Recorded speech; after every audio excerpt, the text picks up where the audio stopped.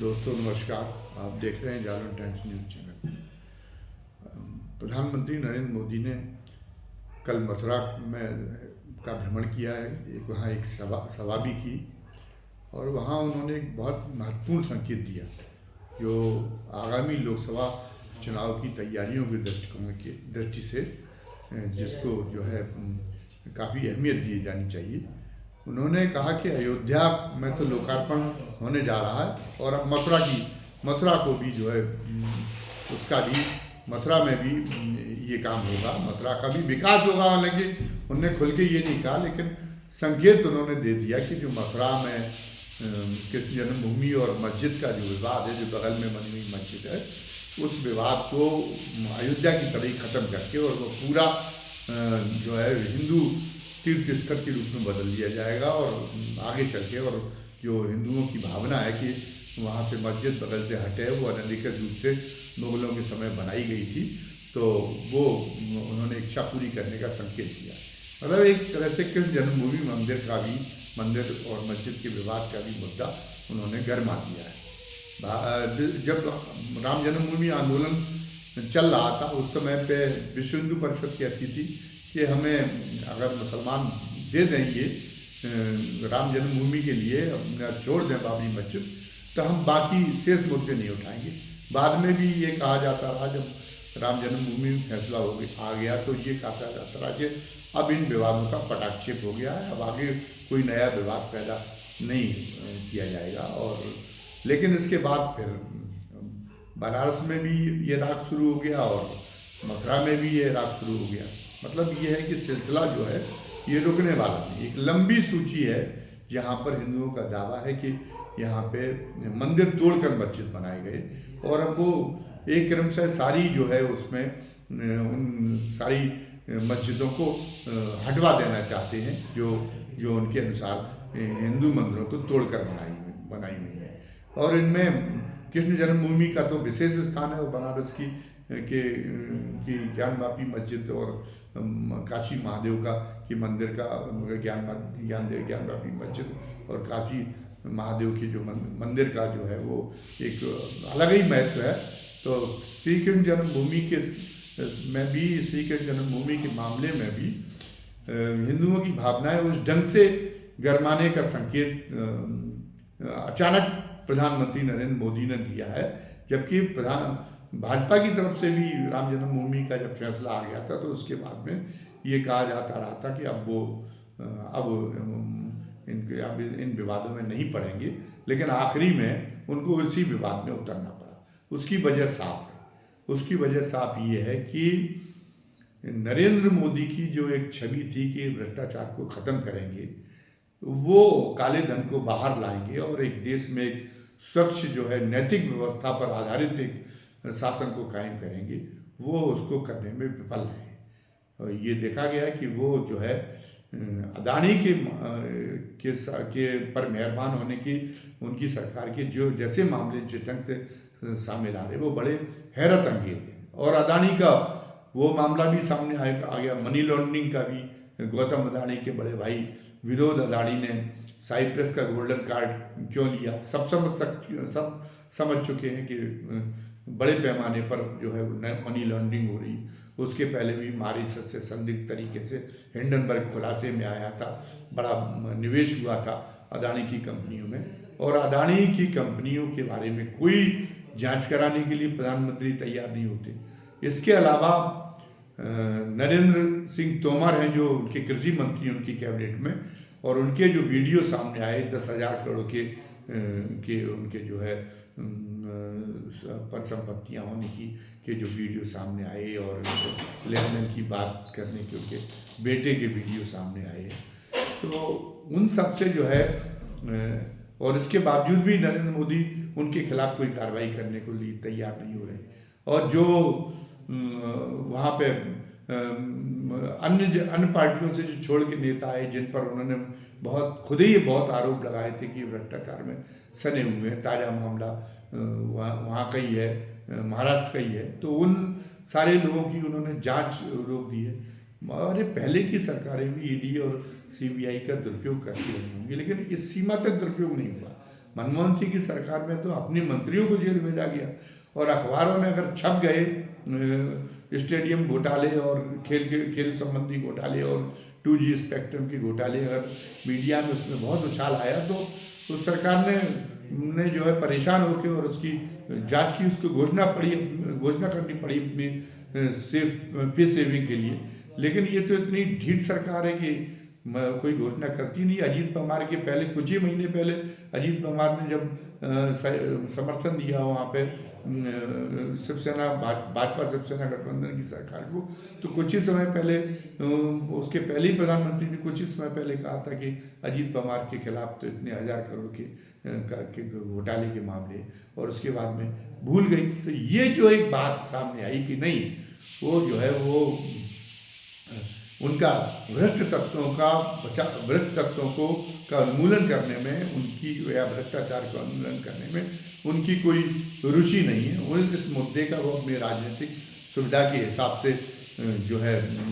इस्तेमाल करते हैं, और वो अपनी पार्टी में भ्रष्ट तत्वों को आश्रय देकर और उनका संरक्षण करने लग जाते हैं। ये जो भावना आई तो उससे उनकी जो छवि है बहुत ज़्यादा डर गई है, और बेरोजगारी और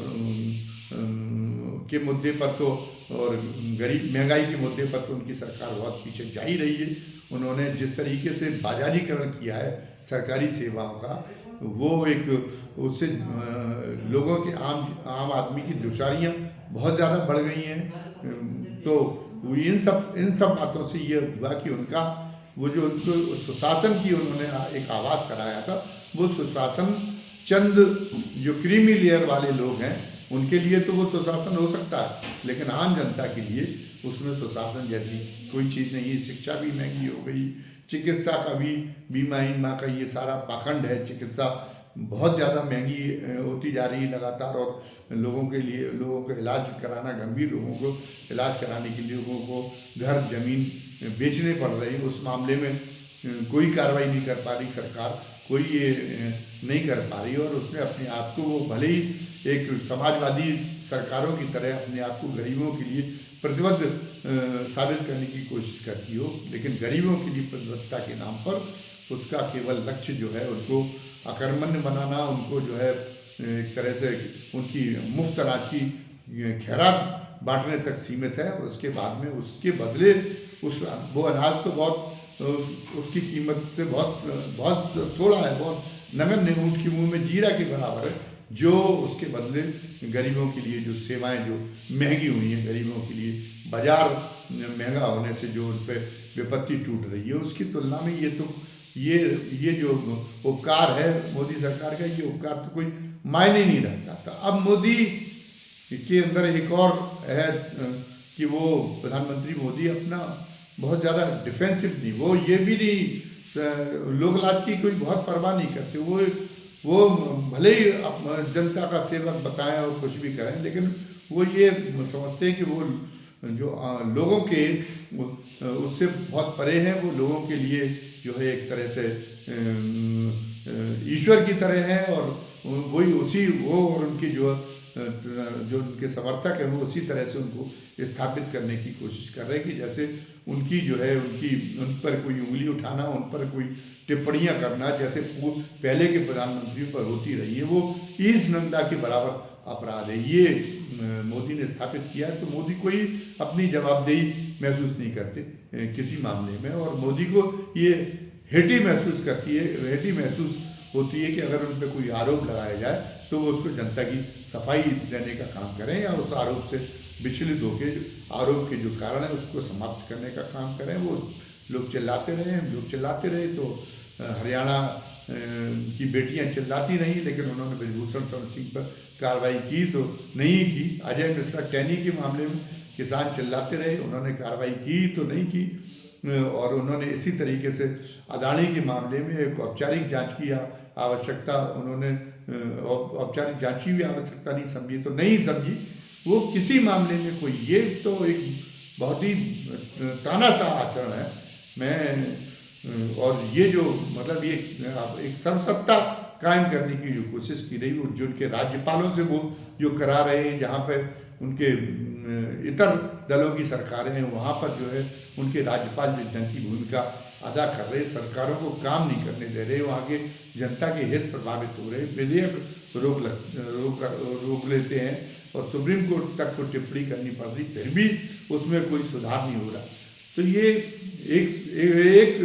एक तंत्री शासन कायम करने की कोशिश है, और एक तंत्री शासन भी नहीं, एक व्यक्ति का शासन। मोदी अपनी पार्टी के प्रति भी बहुत ज़्यादा लॉयल नहीं है, अपनी पार्टी के उनके भी मूर्ति भंजन करने में, अपनी पार्टी के जो प्रतिमान हैं उनका मूर्ति भंजन करने में भी, उनकी प्रतिमान शख्सियतों का मूर्ति भंजन करने में भी कोई कसर नहीं छोड़ रहे। उन्होंने तो एक तरह से लाल कृष्ण आडवाणी को तो जो उनके गुरु थे वो तो उनके रहते हुए समाधिस्थ कर दिया, और इसके अलावा भी ये देखिए कि उनकी प्रधानमंत्री जी की व्यक्तिगत उन्हें अपनी जो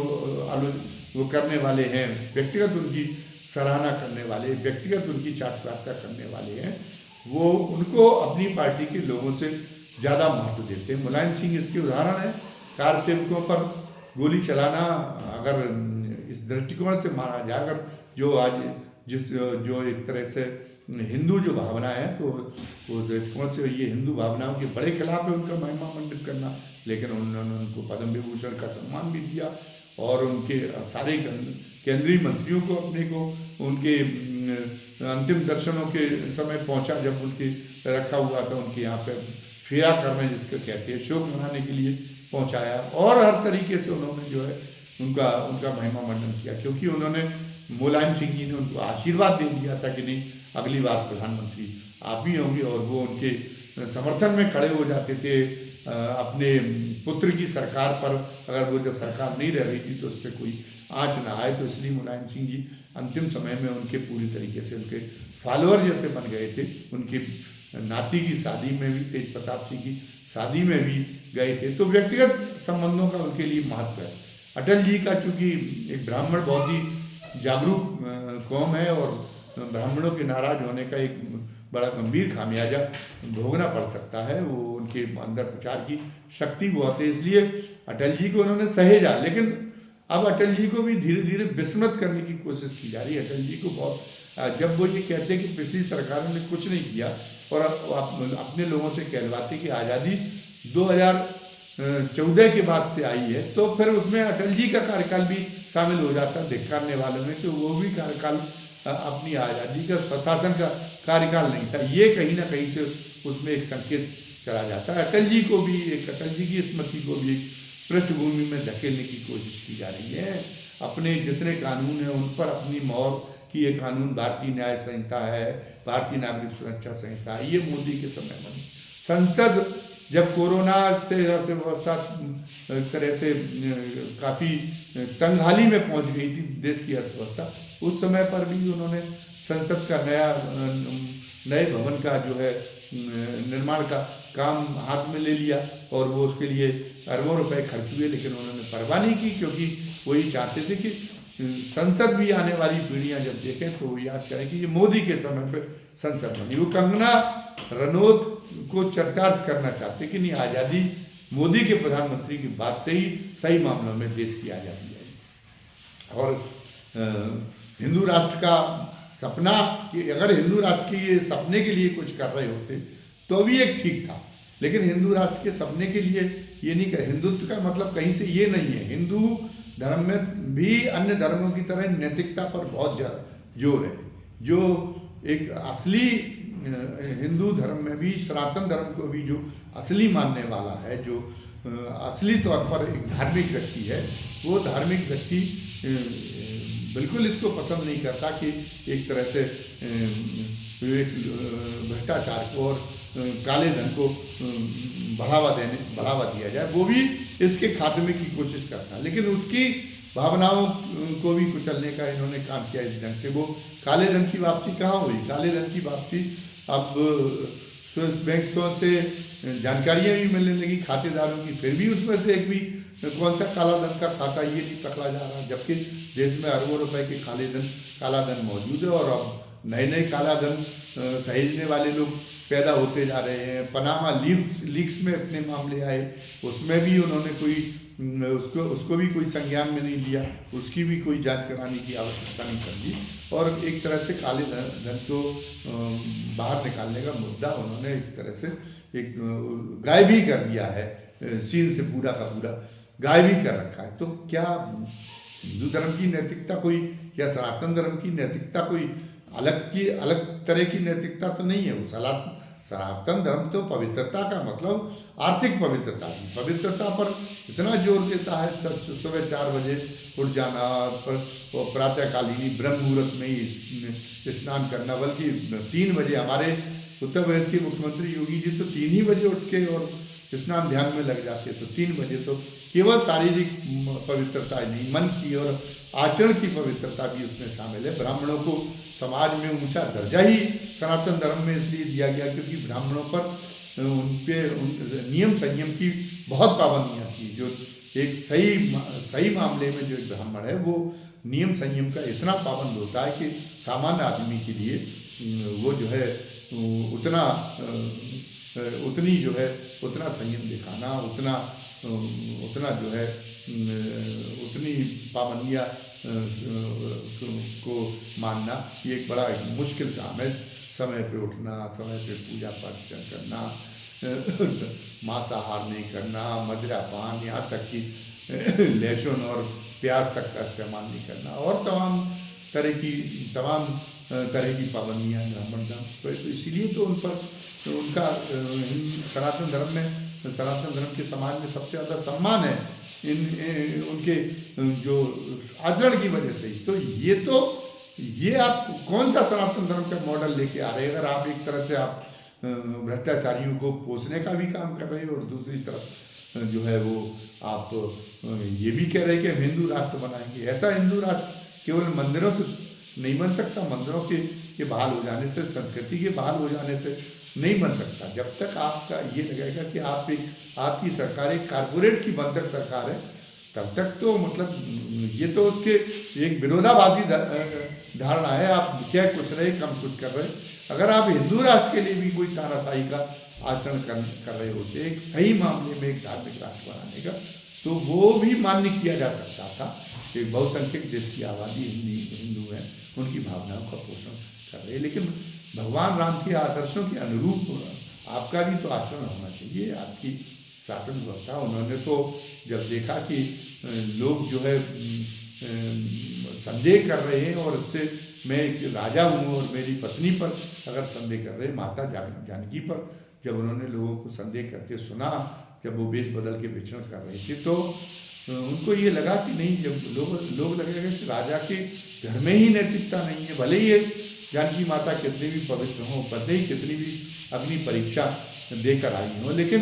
न केवल खुद नैतिक होना पड़ेगा, बल्कि लोगों को दिखना भी चाहिए कि आप नैतिक हैं। इसके नाते उन्होंने कितने भरे हृदय से, कितने कठोर हृदय से, कितना जो है उनको क्लेश हुआ अंदर तक उन्होंने माता सीता रानी का परित्याग किया था। तो अब वहाँ पर आप पता चला कि अदानी से आपका मुँह नहीं छूट रहा। और अगर इतना अहंकार भगवान राम के अंदर होता, अगर उनके जो हिंदुओं के रोल मॉडल हैं, तो वो एक साधारण प्रजाजन के माँ सीता पर आक्षेप लगाने से विचलित क्यों हो जाती? आप तो पूरी दुनिया भर की मीडिया कुछ भी कहते रहे, आप तो विचलित होने का नाम नहीं लेते। बहरहाल ये मैंने ये कहा कि जो उनके दिमाग में पहले ये चुनावी मुद्दा बनाने का नहीं था, वो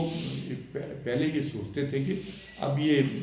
हमें अपने काम के बाद में आगे चल के पहले हमने धार्मिक आधार पर ध्रुवीकरण करा के और सत्ता हासिल कर ली, लेकिन हम काम के चल के और संगठन की विस्तार से एक ऐसी एक मजबूत आधार तैयार करेंगे कि वो पार्टी सतत सत्ता में आती रहे, और फिर गवर्नेंस की अपनी गवर्नेंस की चर्चा के आधार पर जो है वो चुनाव लड़ने की कोशिश करेंगे। लेकिन उनके लगता है कि उनकी गवर्नेंस का खाता नील है, और मतदाता इस बात को जान चुके हैं, और वो संदेहों से मुक्त नहीं रह गए मतदाताओं की निगाह में। इसलिए एंटी इनकम्बेंसी फैक्टर राज्यों के चुनाव में भीषण रूप से दिखाई दे रहा है, और उससे मोदी जी बहुत विचलित हैं। उन्होंने राजस्थान में जिस तरह से कहा कि इस तरह ऐसे वोट दो जैसे पेपर लीक करने वालों को फांसी दे रहे हो, इस तरह से मतलब, और सारा किए कि कांग्रेस को फांसी दे रहे हो, इस तरह से इस तरह से भाषण दिया। एक बड़ी पार्टी, बड़ी प्रतिपक्षी पार्टी के नेता को ये कह दिया कि वो मूर्खों का सरदार है। ये प्रधानमंत्री के लिए एक शोभनीय भाषण नहीं है, लेकिन ये बताता है कि वो कितने विचलित हैं योगी जी। तो इसलिए इस कारण से उन्हें उसी ट्रैक पे जाना पड़ा जिससे वो सोचते थे कि एक विश्व मंच पर एक अपनी एक अलग तरीके की छवि बनाने के लिए वो एक धार्मिक छवि के कैद से बाहर निकल के धार्मिक कट्टरवाद की छवि से उभर कर एक जो है अपना गवर्नेंस के आधार पर अपनी एक छवि सामने लाना चाहते थे। लेकिन लगता है कि वो फिसल गए और उन्होंने हार ही मान ली है और वो उसी सब पे उतर आए हैं। तो उन्होंने वहाँ मथुरा जाकर, वो पहले प्रधानमंत्री हैं जिन्होंने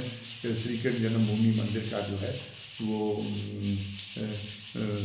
के दर्शन किए। और वो कोई काम, धार्मिक कार्य भी वो बिना राजनीतिक प्रयोजन के नहीं करते। तो वो ने अभी तक तो श्री कृष्ण जन्मभूमि मंदिर की सुध नहीं आई थी, लेकिन आज उन्हें सुध आई है। और उन्होंने जिस तरह अयोध्या में लोकार्पण हुआ है उसी तरीके से मथुरा में कराने का जो उन्होंने एक तरह से सोचा छोड़ा है, उस सोचे के पीछे ये है कि एजेंडा उन्होंने अभी से सेट कर दिया 2024 के लोकसभा चुनाव के लिए, जो कुछ महीनों बाद होने वाले हैं, कि अब उनका जो विमर्श है वो श्री कृष्ण जन्मभूमि मंदिर को केंद्र बिंदु बना के चलेगा। ये एक नए ढंग से नए मंदिर के आंदोलन का उन्होंने श्री गणेश मथुरा जाके कर दिया है। ये उनकी विफलता को बताता है कि उनकी गवर्नेंस में कोई दम नहीं है जिसके आधार पर वो चुनाव जीतने की आशा कर सकें। इसलिए हमको इस पर उतर आए हैं। आपको धन्यवाद कहने के पहले वही आपसे गुजारिश करनी है, निवेदन करना है, अपील करनी है कि आप हमारे चैनल को सब्सक्राइब करें, बेल आइकन दबाएं, ताकि जो भी हम नया नोटिफिकेशन डालें, जो भी नया वीडियो डालें उसका नोटिफिकेशन आप तक पहुंच जाया करें। और जो है आप लाइक करें और उसके बाद में आप कमेंट बॉक्स में कमेंट जरूर लिखें, क्योंकि आपके कमेंट हमें बहुत प्रेरणा देते हैं। धन्यवाद। जय हिंद, जय भारत।